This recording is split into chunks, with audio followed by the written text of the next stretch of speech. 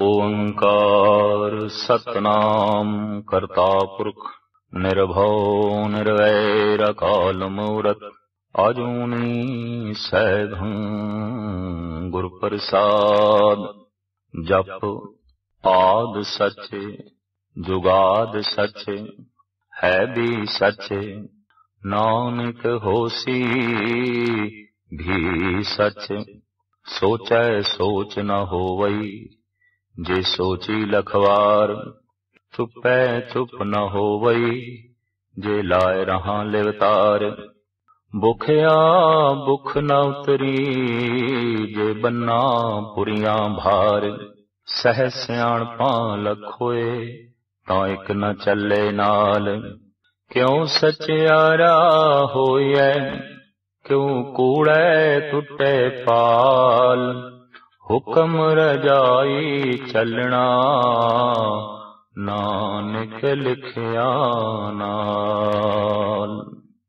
आद श्री गुरु नानक देव जी महाराज दी आद बाणी दा नाम जप है।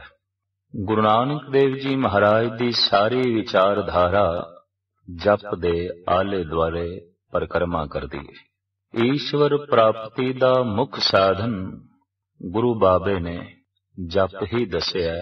जपो ता एको नामा आवर निराफल कामा। गुरु ग्रंथ साहब जी महाराज दी प्रथम बाणी जप है। जप दे उपर मंगलाचरण है। ये मंगलाचरण गुरु ग्रंथ साहब जी महाराज दा भी मंगलाचरण है और जपजी साहब दा भी मंगलाचरण है। आद काल तो भारत दे ऋषि मुनि जद भी कोई धार्मिक ग्रंथ लिखदे सन तां मंगलाचरण लाजमी करनदे सन। मंगल गायन करना धार्मिक लिखारियां दी दुनिया विच एक मूल परंपरा बन गई। अक्सर मंगल सुरस्ती ते गणेश दा ही कीता जांदा सी।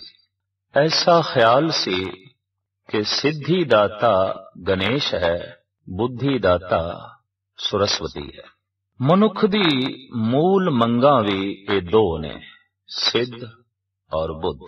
सिद्धि दे जगत दे सारे पदार्थ आ जांदे ने, बुद्ध दे ब्रह्मंड दा सारा ज्ञान आ जांदा है। पदार्थ दी भुख शरीर दी है, ज्ञान दी भुख मन दी है, ज़मीर दी है। ये चीज क्यों है, कित्थों है, इदा आद की है, इदा मद की है, इदा अंत की है। हर वस्तु नूं जानन दी ये तीबर भुख मनुख दे अंदर मौजूद है। ये बौद्धक भुख है। मनुख सब कुछ प्राप्त ही नहीं करना चाहता बल्कि सब कुछ जानना भी चाहता है। जदों किसी वस्तु नूं किसी हस्ती नूं पूर्ण रूप दे जानना चाहता है ते जद जानकारी उसनूं मिलदी नहीं तां इस तरह बेचैन हो जाता है जैसे भुखे नूं रोटी ना मिले।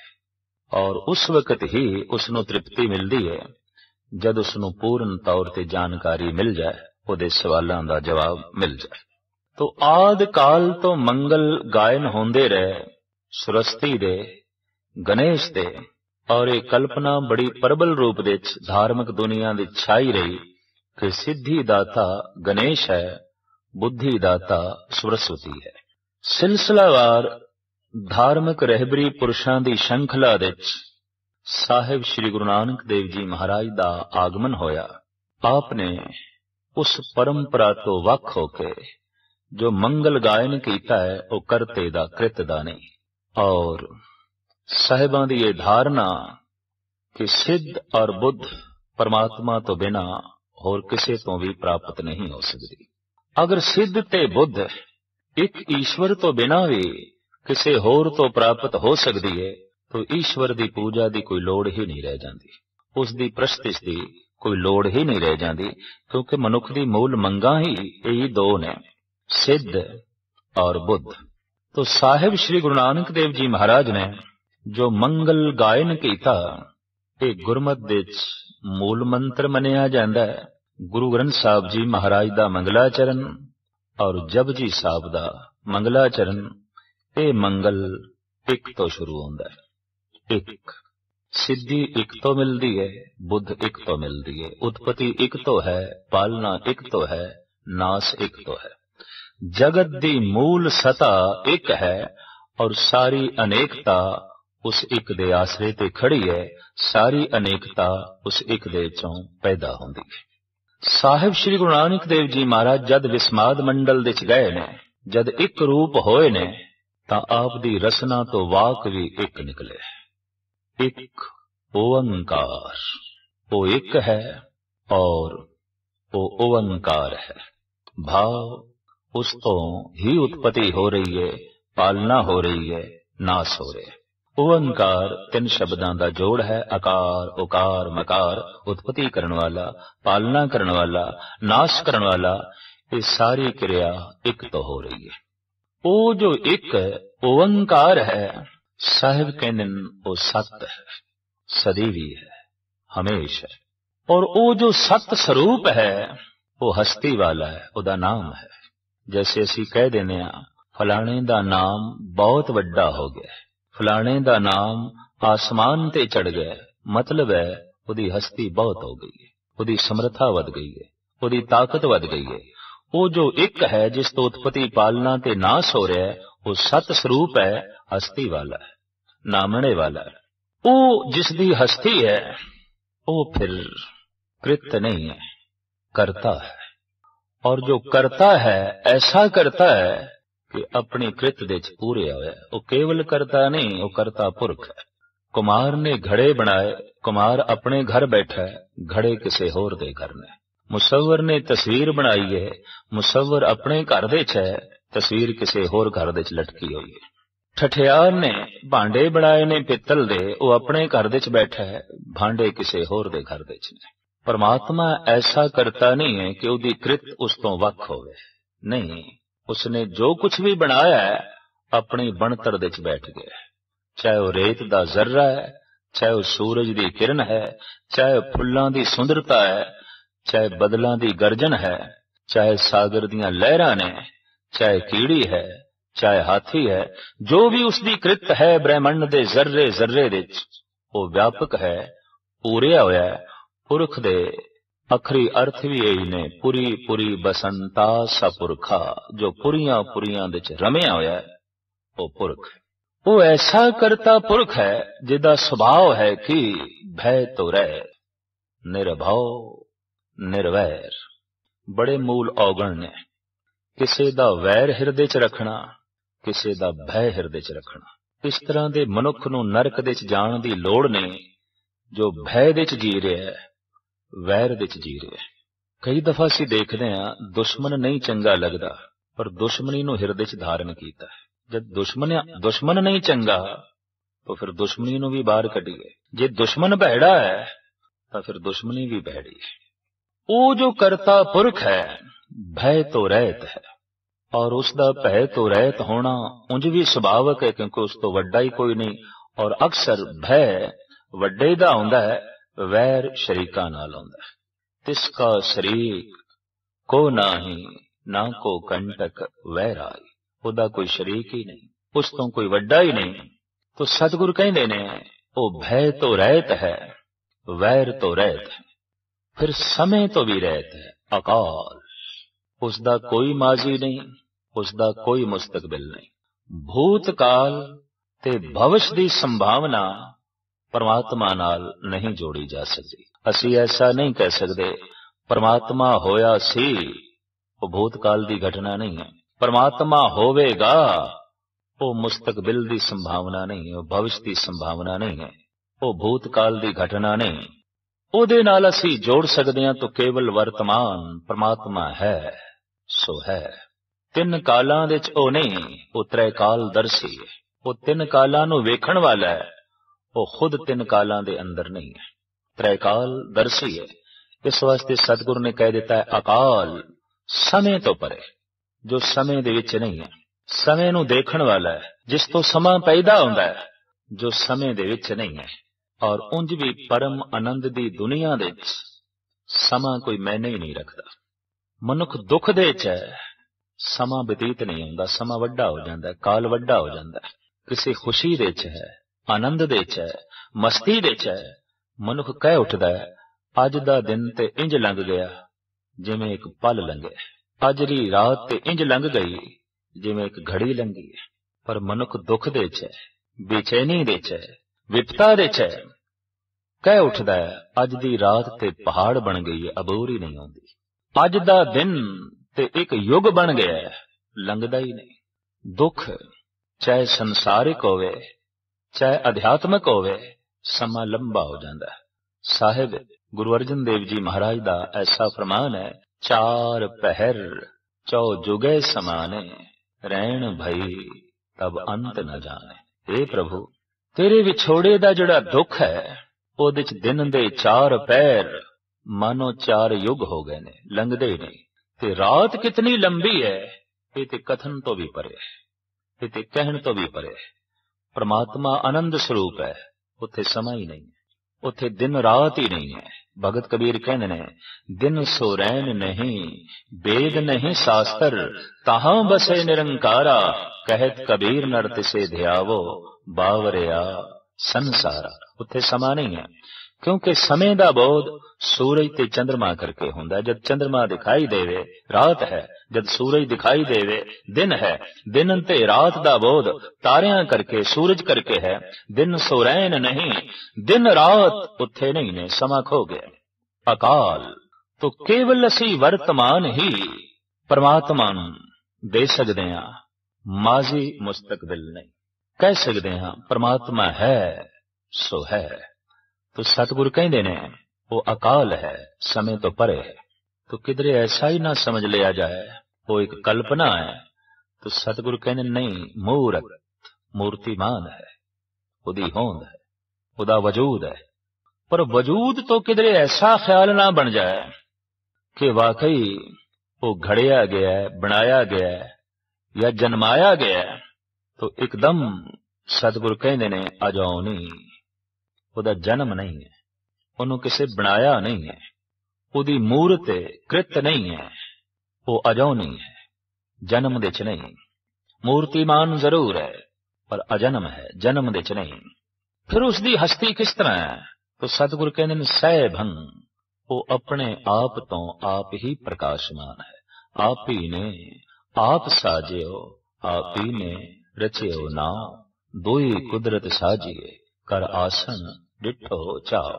उन्हें अपनी साजना आप कीती है, उन्हें अपनी बनतर आप कीती है, उन्हें अपना फैलाव विस्तार आप कीता है और आप ही अपने आप को सुकेड़ लेंदा है। जब उद करख करा कर तारा, प्रजा धरत तब दे अपारा, जब आकर्ख करत हूं कब हूं, तुम मैं मिलत देह धर सब हूं। सहभंग वो अपने आप तो आप ही प्रकाशमान है। ऐसा जिड़ा परिपूर्ण परमात्मा है, गुर वो रोशनी है, वो चानना है, वो ज्ञान है, ज्ञानदाता है, गुरु है। ऐसा जो परमात्मा है, जो गुरु है, आदि गुरु केवल परमात्मा है और कोई गुरु नहीं। आद अंत एक अवतारा, सोई गुरु समझो हमारा। अपरंपर पार ब्रह्म परमेश्वर, नानक गुर मिलिया सोई जियो। कीड़े मकोड़िया नूं भी जीवन चर्या दा ज्ञान परिपूर्ण परमात्मा ने दे रखा है। बच्चियां दी पैदाइश किवें होंदी है, इन्हां दी पालना किवें करीदी है, ये पंछियां नूं पता है, चौपाए जानवरां नूं पता है। किसी स्कूल दे चों पढ़न नहीं जांदे, कोई किताबां उन्हां ने नहीं पढ़िया, कोई ज्ञान उन्हां नूं नहीं देंदा, लेकिन इस सारे दा सारा बोध उन्हां दे अंदर मौजूद है। इत्थों स्पष्ट हो गई कि सारे जीवां दा प्रेरणादायक है केवल परमात्मा, ज्ञानदायक केवल ईश्वर है। जितने सुंदर घोंसले कई दफा पंछी बना लेंदे ने, कोई मनुख इस ढंग दी सोहनी बुणतर नहीं बना सकता। तो ज्ञान है, तो इस सारे दा सारा ज्ञान देने वाला परमात्मा है, ते ज्ञान देने दे नाते वही परमात्मा गुरु है। आप कहते ने गुरु, और वो जो गुरु है प्रसाद दया दी मूर्ति है, दयालु है, कृपालु है, दया दा घर है। ये जपजी साहब दा मंगल है, ये गुरु ग्रंथ साहब जी महाराज दा मंगल है।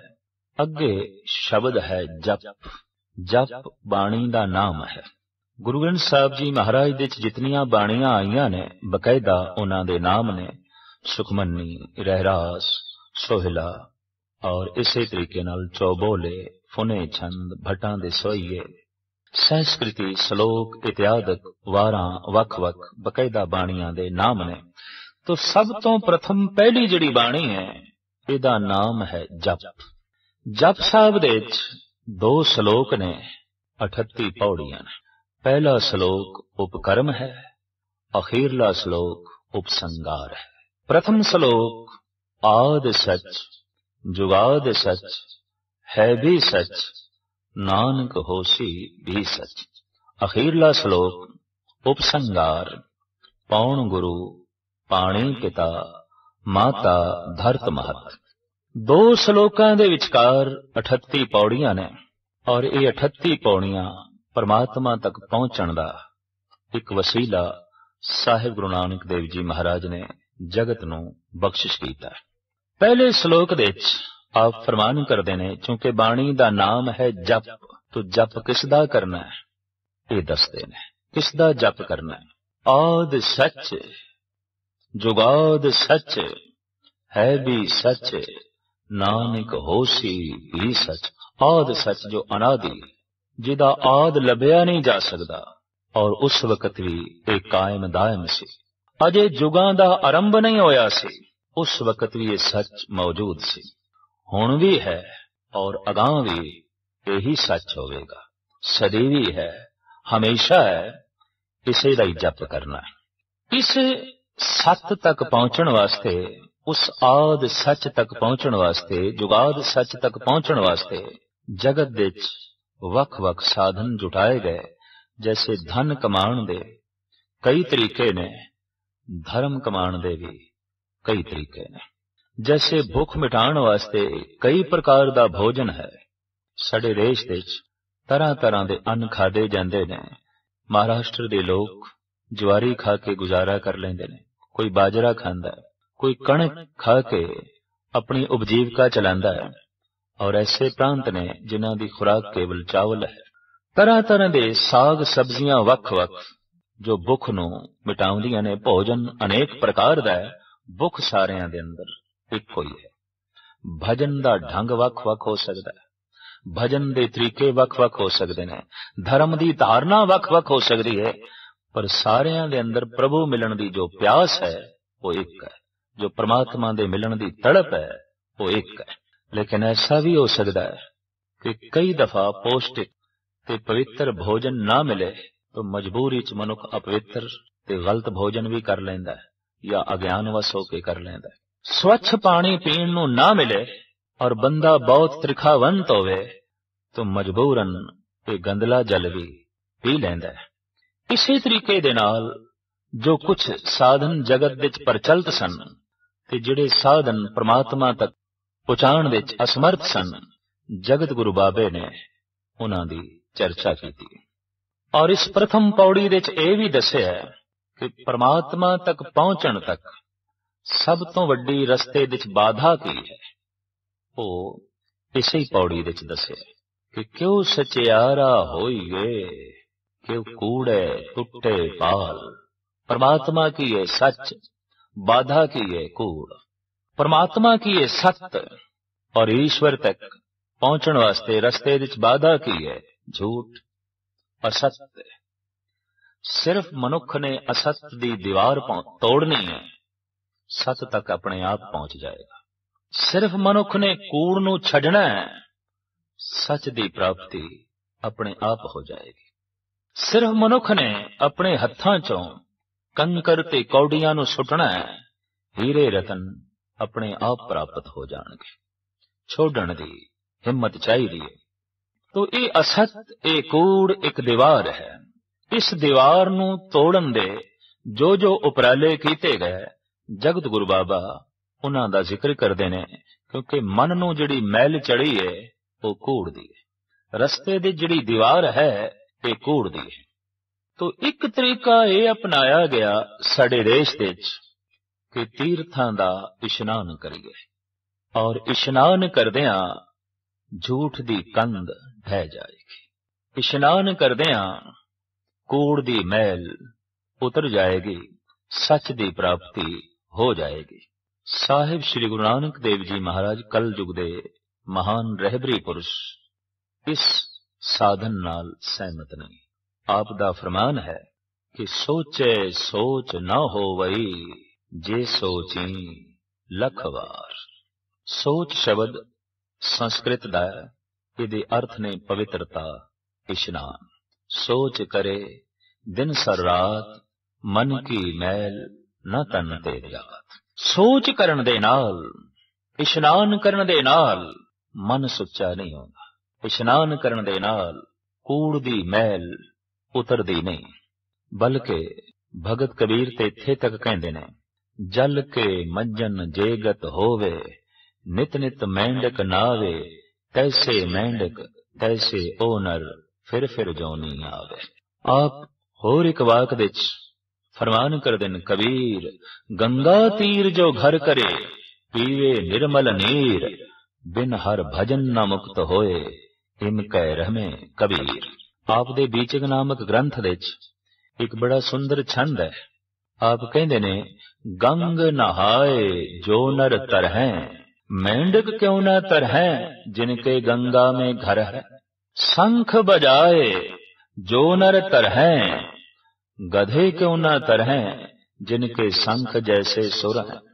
जट बढ़ाए जो नर तरहैं, मोर क्यों न तरहैं, जिनके लंबे लंबे पर हैं। कहत कबीर सुनो रे संतो, वही नर तरहैं, जिनके हिरदे में हर है। इस तरह के महापुरुष परंपरावादी नहीं होंदे, सतवादी होंदे। सतवादियां दा ते परंपरावादियां दा हमेशा घोल रहे। सतवादी भी दो तरह दे रहे ने। सच जान लिया, कहना नहीं। भी क्यों नहीं कहना? क्योंकि कहांगे तो जगत विरोधता विच खड़ा होवेगा, आखांगे संसार सहमत नहीं होवेगा।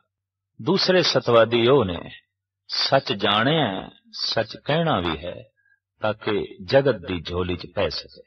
सोचै सोच न होवई, जे सोची लख वार। इस तरह का इशनान एक दफा नहीं, जे लखां दफा भी कीता जाए तां भी पवित्रता नसीब नहीं होगी, तां भी कूड़ दी पाल नहीं टुटेगी। और अक्सर ते ऐसा देखा गया है कि दुनिया के बहुत वड्डे वड्डे ठग तीर्थां दे कंडे ही मिलते हैं। बनारस साडे देश दा मुख तीरथ, सब तो वड्डा तीरथ, लेकिन हैरानगी दी गल, इस देश दे ठग भी बनारस दे ही मशहूर ने। कबीर जैसे संत नूं भी कहना पिया, ए हर के संत न आखिए, बनारस के ठग। तो इशनान करन दे नाल चाहे कैसी भी नदी क्यों ना होवे, ये ठीक है कि कुछ पानी इस ढंग नाल पवित्र हो सकता है कि वह शरीर वास्ते मुफीद होवे, शरीर दे अनेकां रोगां नूं कट्टण दे समर्थ होवे। पानी इस तरह ते वह देवता भी है, प्रभु दी दित्ती हुई शक्ति है। लेकिन ये समझ लिया जाए कि जल दे इशनान करन नाल ही प्रभु दी प्राप्ति है। तो साहिब गुरु नानक देव जी महाराज इस नाल सहमत ने। इस वास्ते गुरमत ने जिथे जिथे तीर्थ बनाए, जल दे नाल नाल, पानी दे नाल नाल बाणी दा प्रकाश रखे। जोर दिता इस गल ते कि तू केवल पानी दा इशनान ही नहीं करना, बाणी दा इशनान करना है। और पानी भी वही पवित्र है जिसदा बाणी नाल संबंध होवे, जप नाल संबंध होवे, तप नाल संबंध होवे, भजन नाल संबंध होवे। उस तरह दे पानी दा इशनान वक्ती तौर ते कुछ सुख शांति ते दे सकदा है। किहड़े पानी? जिहड़ा पानी बाणी नाल जुड़िया होया है, जिहड़ा पानी जप तप भजन नाल जुड़िया होया है। पर केवल पानी दे इशनान नूं प्रभु प्राप्ति दा वसीला समझ लेना, जगत गुरु बाबा कहंदे ने, सोचै सोच न होवई, जे सोची लख वार। दूसरा तरीका ये अपनाया सड़े देश दे ऋषि मुनिया ने कि बोलण दे नाल मनुख दी बहुती शक्ति नष्ट हो जाती है। बोलदे ही मनुख दा मन बहुता खिंडदा है, बोलदे ही कुछ वाक असत निकल जाते हैं, बोलदे ही कुछ बोला नाल किसी दा दिल टुट पैंदा है। तो की करिए? बोलिए ही ना, खामोश रहना है, चुप रहना है। दरअसल इंदिरा हर प्रभु दी दित्ती हुई महान देन है, उहदी दित्ती हुई एक महान कला है। और उसकी दिती हुई एक महान शक्ति है। चाहिदा ते यह है इसका सही उपयोग करिए। जैसे जीवन उसने सानू बड़ा कीमती दिता है ते आख दिता जाए मैं इस जीवन की वरतों ही नहीं करनी, जीवन चाहिदा नहीं, ये श्वास मैनू चाहिए नहीं, फिर ते मौत है। रसना का गलत इस्तेमाल नहीं करना, सही इस्तेमाल करना है। अखां का गलत इस्तेमाल नहीं करना, सही करना है। कन्ना की गलत वरतों नहीं करनी, सही करनी है। लेकिन कुछ ऐसे भगोड़े सन जिन्होंने अपनी जबान देते भरोसा नहीं सी, उन्होंने धारणा यह बना ली चुप ही रहना है, क्योंकि बोलण नाल शक्ति नष्ट होती है, बोलण नाल गलत बोलिया जाता है और बोलण दी बहुती जी किधरे वादी पै जाए तो फिर खामोश करना भी बड़ा औखा हो जाता है। ये तो ठीक है कि बहुत बोलण दे नाल मन खिंडदा है, गलत बोलण दे नाल मन खिंडदा है, लेकिन इहदा ये मतलब भी नहीं कि ना बोलण नाल कोई मन जुड़ जाता है, पवित्र हो जाता है। बोलिए ही ना ते कूड़ दी जिहड़ी कंध है ये टुट जाती है, ऐसा नहीं है। ये तो ठीक है कि जैसे शेख सादी साहब का कथन है कि जवै मुश्क बेतरज यक तौदा गिल कम आवाज हरगिज न बीनी खजल। वो कहता है घट बोलण वाला ते सोच के बोलण वाला कदी खज्जल ख्वार नहीं आउंदा, कदी दुखी नहीं आउंदा। जवै मुश्क बेतरज यक तौदा गिल, बहुत कीमती वाक आप कहते ने, ऐ बंदे तू मुंह दे चों पूरे दा पूरा मिट्टी दा तोदा कढे, मिट्टी दा ढेर कढे, उस नालों बेहतर है कि जौ दे दाने जितनी एक निक्की जी गल आख पर होवे मुश्क कपूर वर्गी, ओदे विच महक होवे, ओदे सुगंधी हो। फिर एक थां ते आप ऐसा भी कहते ने कि मैं देखा एक बंदा सुजाखा है ते चल रहा है ते मैं हुण उसनू रस्ता दिखावां, ऐसा मेरा बोलना उत्थे अजाई होवेगा, व्यर्थ होवेगा। वगर बीनम के ना बीनाओ चा अस्त, अगर खामोश बशन नशीनम गुनाह अस्त। जे मैं देखा कि एक नाबीन बंदा है, अंधा बंदा है, और ओदे अगों चाह है, खूह है, अगर खामोश ब नशीनम गुनाह अस्त, जे मैं उत्थे भी चुप रह गया ये गुनाह होवेगा, ये महापाप होवेगा। पर मैं ये वेखा एक सुजाखा भी है, ओनू खूह भी दिखाई दे रहा है, तो फिर मैं डंडोरा पिटी जावा बई खूह है, खूह है, ये मेरा बोलना अजाई होवेगा, ये मेरा बोलना व्यर्थ होवेगा। तो ये तो ठीक है घट बोलना है, अजाई नहीं बोलना, व्यर्थ नहीं बोलना, पर इहदा ये मतलब भी नहीं कि बिल्कुल ही नहीं बोलना। इस वास्ते सतगुरु कहते ने कि चुप है चुप ना हो वही जे लाए रहा लिवतार। चुप रहन नाल भी मन चुप नहीं करदा, मन बोलदा ही रहंदा। बोले नाई होए बैठा मौनी, अंतर कल्प भवाइये जौनी। अंदर ते कल्पना चल रही है। साहिब गुरु गोबिंद सिंह जी महाराज दा वाक, नावे दादर मौन सो बृछें बानस बंदर बास बनारी। अगर मौन धारण करने नाल ही प्रभु दी प्राप्ति होवे तो जितने वृक्ष ने, जितनी वनस्पति है जिहदे अंदर जीवन मौजूद है, लेकिन तमाम दे तमाम मौनी ने, खामोश ने। पत्थर भी मौनी ने, वनस्पति भी मौनी है, कुछ कीड़े मकोड़े भी मौनी ने। सबनों प्रभु मिलना चाहिए, सबनों परमात्मा मिलना चाहिए। नहीं, साहिब कहंदे ने चुप रहन दे नाल मन चुप नहीं करदा, चुप रहन दे नाल झूठ दी कंध नहीं टुटदी। तीसरी विचारधारा जो साडे देश विच बहुत वड्डे पद्धर ते पनपी, इसनूं जन्म दिता वाम मार्गियां ने। इन्हां दी विचारधारा यह सी कि मन जो कुछ मंगदा है देओ, रज के देओ। जो खाण नूं मंगदा है, जो पीण नूं मंगदा है, जो वेखण नूं मंगदा है, जो सुणन नूं मंगदा है, जो स्पर्श करन नूं मंगदा है, जो सूंघण नूं मंगदा है, गरज के इंद्रियां दा जो रस मन मंगदा है, रज के देओ। इतना देओ कि मन रज जावे। ते जद मन रजेगा तां ही रब दी तरफ मुड़ेगा, जद मन रजेगा तां ही परमात्मा दी तरफ मुड़ेगा। वाम मार्गियां नूं जवाब दिता है जगत गुरु बाबे ने कि भुखया भुख ना उतरी जे बन्ना पुरियां भार। एक लोक नहीं, एक पुरी नहीं, अनेकां पुरियां दे पदार्थ पंडां दी तरह बन के भी जे मनुख नूं दे दिते जान ਤਾਂ ਵੀ ਮਨ ਦੀ ਭੁੱਖ ਨਹੀਂ ਮਿਟਦੀ। ਮਨ ਤੇ ਕਦੀ ਰੱਜਦਾ ਹੀ ਨਹੀਂ। ਸੰਸਾਰ ਦੇ ਵਿੱਚ ਐਸਾ ਹੈ ਹੀ ਨਹੀਂ ਕੁਝ ਜਿਸ ਤੋਂ ਮਨ ਨੂੰ ਤ੍ਰਿਪਤੀ ਨਸੀਬ ਹੋ ਸਕੇ। ਜਗਤ ਦੇ ਵਿੱਚ ਐਸਾ ਕੁਝ ਵੀ ਨਹੀਂ ਜਿਹਦੇ ਨਾਲ ਮਨੁੱਖ ਤ੍ਰਿਪਤ ਹੋ ਸਕੇ। ਇਹ ਤੇ ਮੂਲ ਧਾਰਨਾ ਹੀ ਗਲਤ ਹੈ। ਤੋ ਵਾਮ ਮਾਰਗੀਆਂ ਦੇ ਮੰਦਰ ਦੁਰਾਚਾਰ ਦੇ ਅੱਡੇ ਬਣ ਗਏ। ਉੱਥੇ ਇਸਤਰੀ ਤੇ ਪੁਰਸ਼ ਦੇ ਲਿੰਗ ਪੂਜੇ ਜਾਣ ਲੱਗੇ, ਭਗ ਪੂਜੇ ਜਾਣ ਲੱਗੇ, ਜਿਨ੍ਹਾਂ ਦੇ ਚਿੰਨ੍ਹ ਅੱਜ ਵੀ ਭਾਰਤ ਦੇ ਮੰਦਰਾਂ ਵਿੱਚ ਮੌਜੂਦ ਨੇ ਥਾਂ ਥਾਂ ਤੇ। ਦੁਰਾਚਾਰ ਦੇ ਅੱਡੇ ਜਦ ਮੰਦਰ ਬਣੇ ਔਰ ਪਿਛੋਕੜ ਵਿਚਾਰਧਾਰਾ ਇਹ ਕੰਮ ਕਰ ਰਹੀ ਸੀ, ਮਨ ਨੂੰ ਰਜਾਣਾ, ਜੋ ਖਾਣ ਨੂੰ ਮੰਗੇ ਦਿਓ, ਜੋ ਭੋਗਣ ਨੂੰ ਮੰਗੇ ਦਿਓ।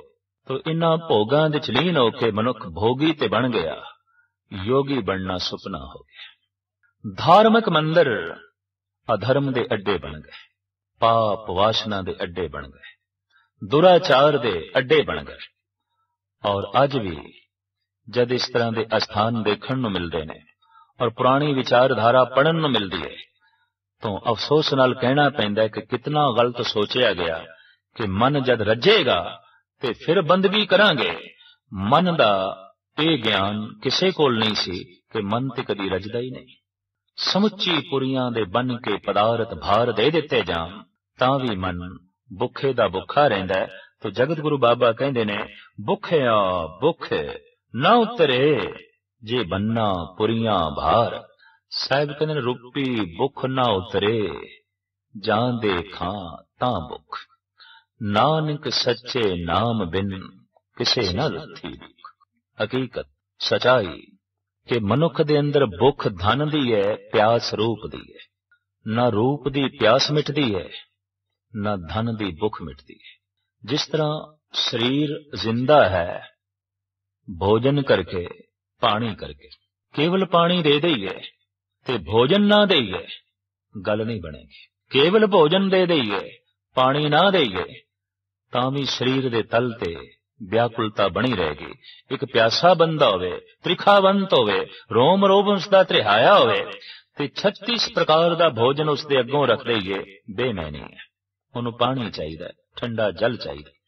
ਇੱਕ 4 ਦਿਨ ਦਾ ਭੁੱਖਾ ਹੈ, ਬਾਈਬਲ ਹੈ, ਰੋਟੀ ਨਹੀਂ ਮਿਲੀ, ਤੇ ਇਸ ਤਰ੍ਹਾਂ ਦੇ ਬੰਦੇ ਦੇ ਅੱਗੋਂ ਭਰੇ ਹੋਏ ਠੰਡੇ ਪਾਣੀ ਦੇ ਗਲਾਸ ਰੱਖ ਦਈਏ, ਕੋਈ ਮੈਨੇ ਨਹੀਂ ਰੱਖਦੇ। ਪਿਆਸੇ ਨੂੰ ਪਾਣੀ ਦੇਣਾ ਹੈ, ਭੁੱਖੇ ਨੂੰ ਅੰਨ ਦੇਣਾ ਹੈ। ਤੋ ਸਰੀਰ ਦੀ ਜੋ ਭੁੱਖ ਹੈ ਉਹ ਅੰਨ ਤੇ ਪਾਣੀ ਦੀ ਹੈ, ਉਹ ਭੋਜਨ ਤੇ ਜਲ ਦੀ ਹੈ। ਮਨ ਦੀ ਜੋ ਭੁੱਖ ਹੈ ਉਹ ਰੂਪ ਤੇ ਧਨ ਦੀ ਹੈ। ਪਿਆਸ ਰੂਪ ਦੀ ਹੈ, ਵੇਖਣਾ ਹੀ ਚਾਹੁੰਦਾ ਹੈ, ਰੱਜਦਾ ਹੀ ਨਹੀਂ। ਔਰ ਭੁੱਖ ਧਨ ਦੀ ਹੈ, ਪ੍ਰਾਪਤ ਕਰਨਾ ਹੀ ਚਾਹੁੰਦਾ ਹੈ, ਹੋਰ ਹੋਰ ਪ੍ਰਾਪਤ ਕਰਨਾ ਚਾਹੁੰਦਾ ਹੈ। ਸਹਿਸ ਖਟੇ ਲਖ ਕੋ ਉਠ ਧਾਵੇ, ਤ੍ਰਿਪਤ ਨਾ ਆਵੇ ਮਾਇਆ ਪਾਛੇ ਪਾਵੇ। ਤ੍ਰਿਪਤੀ ਨਸੀਬ ਨਹੀਂ ਹੁੰਦੀ। ਜਿਸ ਤਰ੍ਹਾਂ ਦੇਖਣ ਦੇ ਚ ਆਇਆ ਹੈ ਕਿ ਤਨ ਦੀ ਤ੍ਰਿਪਤੀ ਬਹੁਤ ਛੇਤੀ ਹੋ ਸਕਦੀ ਹੈ। 2 ਰੋਟੀਆਂ ਨਾਲ ਨਹੀਂ ਹੋਈ ਤੇ 4 ਰੋਟੀਆਂ ਨਾਲ ਭੁੱਖ ਮਿਟ ਗਈ। 1 ਗਿਲਾਸ ਪਾਣੀ ਨਾਲ ਪਿਆਸ ਨਹੀਂ ਮਿਟੀ ਤਾਂ 2 ਗਿਲਾਸ ਨਾਲ ਮਿਟ ਗਈ। ਇਹ ਜੋ ਧਨ ਦੀ ਭੁੱਖ ਹੈ, ਇਹ ਰੂਪ ਦੀ ਜੋ ਪਿਆਸ ਹੈ, ਇਹ ਅਸੀਮ ਹੈ, ਅੱਜ ਤੱਕ ਨਹੀਂ ਨਾਪੀ ਜਾ ਸਕੀ। ਜਨਮ ਤੋਂ ਲੈ ਕੇ ਮਰਦੇ ਦਮ ਤੱਕ ਰੂਪ ਦੀ ਪਿਆਸ ਬਣੀ ਰਹਿੰਦੀ ਹੈ, ਧਨ ਦੀ ਭੁੱਖ ਬਣੀ ਰਹਿੰਦੀ ਹੈ। ਔਰ ਮਨੁੱਖ ਮਰ ਜਾਂਦਾ ਹੈ ਇਸੇ ਰੂਪ ਦੀ ਪਿਆਸ ਦੇ ਵਿੱਚ, ਇਸੇ ਧਨ ਦੀ ਭੁੱਖ ਦੇ ਵਿੱਚ। ਤੋ ਸਾਹਿਬ ਕਹਿੰਦੇ ਨੇ, ਰੂਪੀ ਭੁੱਖ ਨਾ ਉਤਰੇ ਜਾਂ ਦੇ ਖਾਂ ਤਾਂ ਭੁੱਖ। ਤੂੰ ਸੁੰਦਰਤਾ ਨੂੰ ਵੇਖ, ਰੂਪ ਨੂੰ ਵੇਖ, ਜਿਤਨਾ ਵੇਖੇਗਾ ਉਤਨੀ ਪਿਆਸ ਵਧੇਗੀ, ਤੇ ਪਿਆਸ ਮਿਟਣੀ ਨਹੀਂ। ਤੂੰ ਧਨ ਨੂੰ ਪ੍ਰਾਪਤ ਕਰ, ਜਿਤਨਾ ਪ੍ਰਾਪਤ ਕਰੇਗਾ ਉਤਨੀ ਭੁੱਖ ਵਧੇਗੀ, ਘਟਣੀ ਕੋਈ ਨਹੀਂ। ਇਸ ਵਾਸਤੇ ਸਾਹਿਬ ਕਹਿੰਦੇ ਨੇ, ਇਹ ਧਾਰਨਾ ਹੀ ਗਲਤ ਹੈ ਕਿ ਜਦ ਮਨ ਰੱਜੇਗਾ ਤੇ ਫਿਰ ਪ੍ਰਭੂ ਬੰਦਗੀ ਕਰਾਂਗੇ, ਜਦ ਮਨ ਰੱਜੇਗਾ ਫਿਰ ਪ੍ਰਭੂ ਦੀ ਪ੍ਰਸਤਿਸ਼ ਕਰਾਂਗੇ। ਸਾਹਿਬ ਕਹਿੰਦੇ ਨੇ, ਇਹ ਤੇ ਸੋਚਣਾ ਹੀ ਗਲਤ ਹੈ। ਭੁੱਖਿਆ ਭੁੱਖ ਨਾ ਉਤਰੀ ਜੇ ਬੰਨਾ ਪੁਰੀਆਂ ਭਾਰ। ਅਨੇਕਾਂ ਪੁਰੀਆਂ ਦੇ ਪਦਾਰਥ, ਪੰਡਾਂ ਦੀਆਂ ਪੰਡਾਂ, ਢੇਰਾਂ ਦੇ ਢੇਰ ਜੇ ਦੇ ਦਈਏ ਤਾਂ ਵੀ ਭੁੱਖੇ ਮਨ ਦੀ ਭੁੱਖ ਨਹੀਂ ਉਤਰਦੀ। ਮਨ ਭੁੱਖੇ ਦਾ ਭੁੱਖਾ ਰਹਿੰਦਾ। ਕੁਝ ਅਜ਼ੀਮ ਲੋਕਾਂ ਨੇ ਇੱਕ ਹੋਰ ਸਾਧਨਾ ਨੂੰ ਜਨਮ ਦਿੱਤਾ ਵੀ ਇਹਦੇ ਨਾਲ ਕੂੜ ਦੀ ਮੈਲ ਉਤਰ ਸਕਦੀ ਹੈ। ਇਹਦੇ ਨਾਲ ਝੂਠ ਦੀ ਕੰਧ ਟੁੱਟ ਸਕਦੀ ਹੈ, ਸੱਚ ਦੀ ਪ੍ਰਾਪਤੀ ਹੋ ਸਕਦੀ। ਉਹ ਕੀ ਸੀ? ਬਈ ਮਨੁੱਖ ਵਿਦਵਾਨ ਬਣੇ, ਆਲਮ ਬਣੇ, दार्शनिक बने, विचारक बने। जैसे जैसे ज्ञान संग्रह करेगा, जैसे जैसे ये अजीम विचारक बनेगा, दार्शनिक बनेगा, फिलोसफर बनेगा, पढ़ा लिखा होगा, आलम बनेगा, वैसे वैसे कूड़ दी कंध टुटेगी, वैसे वैसे मन दे तो झूठ दी मैल उतरेगी। देखण विच आया कि यह साधना भी कोई सफल नहीं हुई ते जगत गुरु बाबा इस नाल सहमत भी नहीं हुए, क्योंकि जानना कुछ होर गल है, पावना कुछ होर गल है। जानन नाल ते इतना ही मनुख नूं पता चलदा है कि मैं कुछ भी नहीं जानिया। जैसे कि उस्ताद ज़ौक़ कहते ने, हम जानते थे कि इल्म से कुछ जानेंगे, पर जाना तो ये जाना कि न जाना कुछ भी, मैं कुछ भी नहीं जाने। एथन दा प्रसिद्ध संत सुकरात अपनी एक लिखत विच कहंदा है कि जद मैं बच्चा सी तो बच्चियां विच बैठ के मैं दावा करदा सी मैं सब कुछ जानदा, सब कुछ जानदा। जद मैं जवान होया तां मैनूं कहना पिया कुछ ऐसा भी है जो मैं नहीं जानदा, मैनूं नहीं पता। और कहंदा अज मैं बुढ़ा होके दावे नाल कहना कि मैं कुछ भी नहीं जानदा, मैनूं कोई बोध नहीं, मैनूं कख भी नहीं पता। बुजुर्गी मनुख दी इत्थों ही शुरू होंदी है। और हकीकत है कि जिथे संसार दा सारा इलम खत्म होंदा है, रब दी दुनिया उत्थों शुरू होंदी है, परमात्मा दी दुनिया उत्थों शुरू होंदी है। और ऐसा देखण दे च आया कि इस 20वीं सदी दे च इलम जितना विकसित होया है, ज्ञान दे जितने साधन अज जुटाए ने मनुख ने, ये पहले नहीं सन। अज जितने स्कूल ने, अज जितने कॉलेज ने, अज जितनियां वड्डियां वड्डियां यूनिवर्सिटियां जमीन दे उत्ते बणियां होईयां ने, अज जितने विद्या प्राप्ति दे साधन मौजूद ने, पहले नहीं सन। लेकिन यह भी हकीकत है कि अज दा मनुख जितना मूड है, पहले नहीं सी। इंज कहिए कि 100-200 साल पीछे चले जाइए तो अनपढ़ सियाणियां दी तादाद बहुत ज्यादा सी। अजो के समय विच पढ़े लिखे मूर्खां दी तादाद बहुत ज्यादा है, बहुत ज्यादा है। ते मूड़ किसनूं कहंदे ने?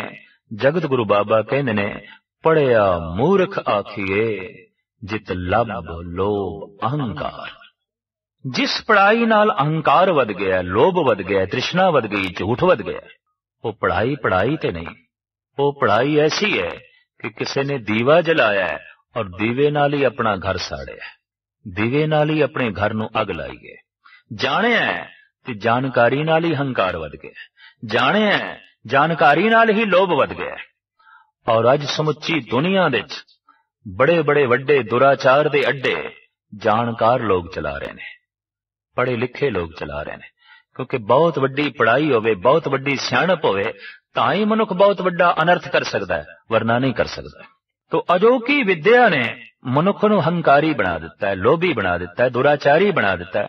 इस वास्ते साहिब कहंदे ने, पढ़िया मूर्ख आखिए जित लब लोभ अहंकार।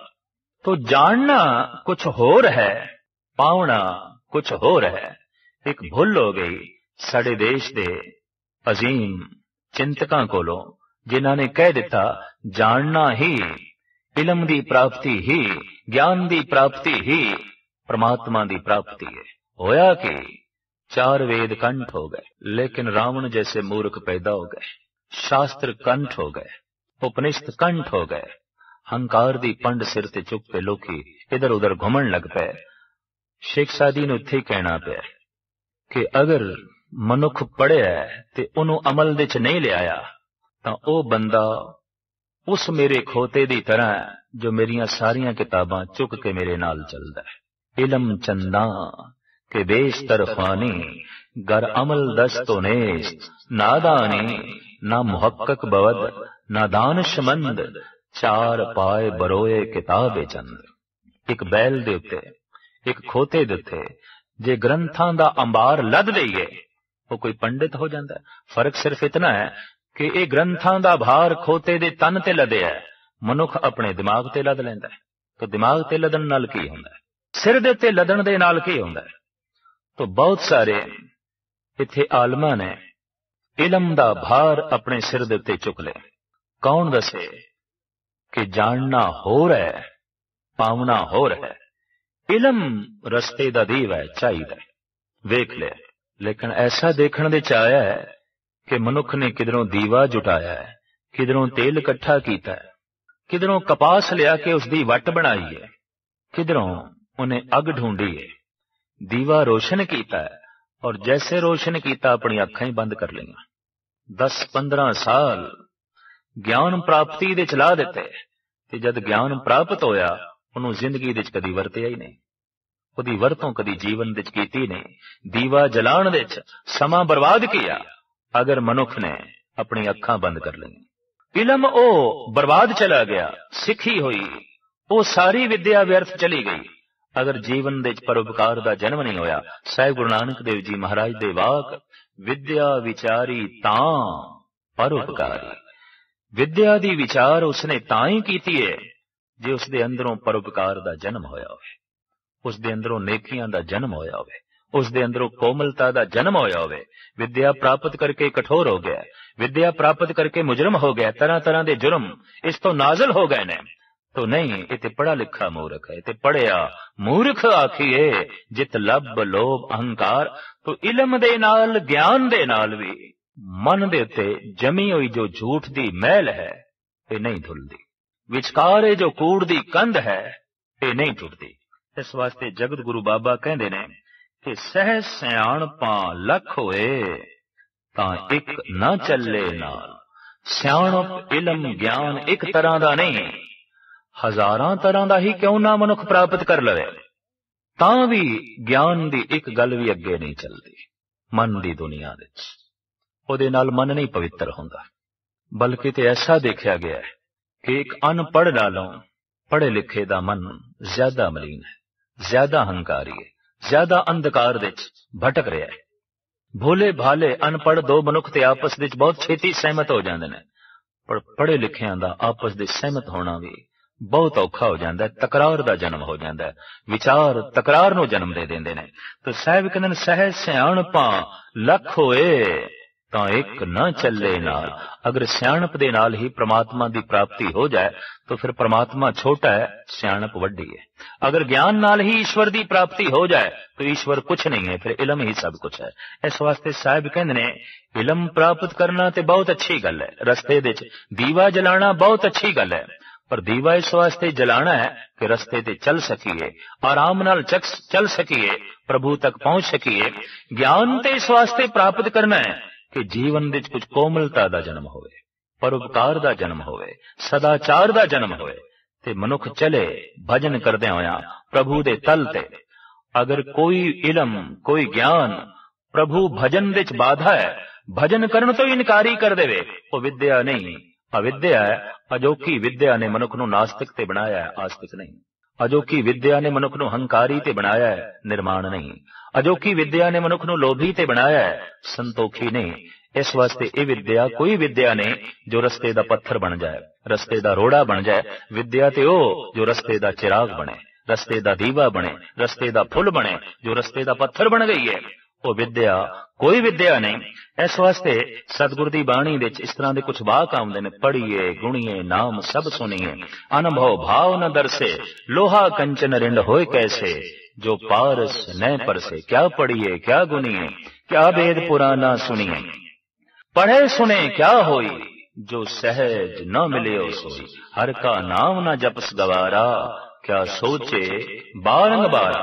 किहो जिहां दी निकम्मी सोचणियां दे तू पिया, किहो जिहां दी निकम्मियां विचारां दे तू पिया कि हरि दा नाम जपना ही तो भुल गए। हर जस सुने ना हर गुण गावे, बातन ही आसमान गिरावे। ऐसे लोकन स्यों क्या कहिए, जो प्रभ किए भगत ते बाहज, तिन ते सदा डराने रहिए। तो जगत गुरु बाबे ने ये जो जगत दे प्रचलित साधन सन, इन्हां नाल सहमति नहीं प्रगटाई। इशनान करन नाल मन नहीं पवित्र हुंदा, चुप रहन दे नाल मन नहीं चुप होंदा। जगत दे सारे पदार्थां दी प्राप्ति भी हो जाए तां भी मन दी भुख नहीं उतरदी। ਤੇ ਜਗਤ ਦਾ ਸਾਰਾ ਇਲਮ ਇਕੱਠਾ ਕਰ ਲਿਆ ਜਾਏ ਤਾਂ ਵੀ ਅਧਿਆਤਮਕ ਸਿਆਣਪ ਪ੍ਰਾਪਤ ਨਹੀਂ ਹੁੰਦੀ। ਕੂੜ ਦੀ ਮੈਲ ਨਹੀਂ ਦੁੱਲਦੀ, ਝੂਠ ਦੀ ਕੰਧ ਨਹੀਂ ਟੁੱਟਦੀ। ਤਾਂ ਫਿਰ ਹੁਣ ਸਵਾਲ ਪੈਦਾ ਹੁੰਦਾ ਹੈ, ਕਿਉਂ ਸਚਿਆਰਾ ਹੋਈਏ, ਕਿਉਂ ਕੂੜੇ ਟੁੱਟੇ ਪਾਲ।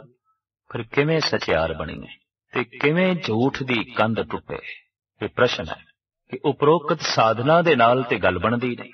ਤਾਂ ਫਿਰ ਕੀ ਕਰੀਏ? ਕਿਉਂ ਸਚਿਆਰਾ ਹੋਈਏ, ਕਿਉਂ ਕੂੜਾ ਟੁੱਟੇ ਪਾਲ। ਕਿਵੇਂ ਸਚਿਆਰ ਬਣੀਏ, ਕਿਵੇਂ ਸਤਵਾਦੀ ਬਣੀਏ, ਕਿਵੇਂ ਸਤ ਦੇ ਧਾਰਨੀ ਬਣੀਏ, ਕਿਵੇਂ ਸਤ ਨੂੰ ਆਪਣੇ ਅੰਦਰੋਂ ਜਨਮ ਦੇ ਸਕੀਏ ਤੇ ਕਿਸ ਤਰ੍ਹਾਂ ਝੂਠ ਦੀ ਕੰਧ ਨੂੰ ਤੋੜਨ ਦੇ ਸਮਰੱਥ ਹੋ ਸਕੀਏ, ਕਿਵੇਂ ਕੂੜ ਦੀ ਮੈਲ ਨੂੰ ਉਤਾਰੀਏ। ਇਸ ਪ੍ਰਸ਼ਨ ਦਾ ਉੱਤਰ ਜਗਤ ਗੁਰੂ ਬਾਬਾ ਇਸ ਪੰਕਤੀ ਵਿੱਚ ਦਿੰਦੇ ਨੇ, ਹੁਕਮ ਰਜਾਈ ਚੱਲਣਾ ਨਾਨਕ ਲਿਖਿਆ ਨਾਲ। ਹੁਕਮ ਦੀ ਰਜ਼ਾ ਵਿੱਚ ਚੱਲਣਾ, ਹੁਕਮ ਦੀ ਪ੍ਰਸੰਨਤਾ ਦੇ ਚੱਲਣਾ, ਹੁਕਮ ਨੂੰ ਮੰਨ ਕੇ ਰਾਜ਼ੀ ਹੋਣਾ, ਭਾਣੇ ਨੂੰ ਸਿਰ ਮਸਤਕ ਤੇ ਰੱਖ ਕੇ ਚੱਲਣਾ। ਬਸ ਇਸ ਦੇ ਨਾਲ ਹੀ ਕੂੜ ਦੀ ਕੰਧ ਟੁੱਟਦੀ ਹੈ। ਉਹ ਹੁਕਮ ਕੀ ਹੈ? ਸਾਹਿਬ ਕਹਿੰਦੇ ਨੇ, ਨਾਨਕ ਲਿਖਿਆ ਨਾਲ। ਉਹ ਹੁਕਮ ਤੇਰੇ ਨਾਲ ਲਿਖਿਆ ਹੋਇਆ ਹੈ।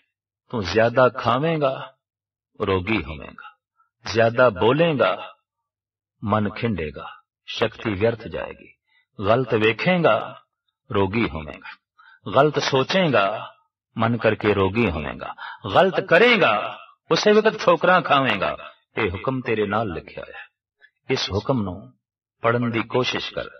सिमर गोबिंद मन तन धुर लिखिया, धुर दरगाहो तेरे मस्तक विच लिखिया होया है। गोबिंद दा सिमरन ये कर, क्योंकि गोबिंद दा सिमरन करदियां ही तैनूं मस्ती मिलेगी और गोबिंद नूं भुलदियां ही तैनूं दुख ते रोग व्यापणगे।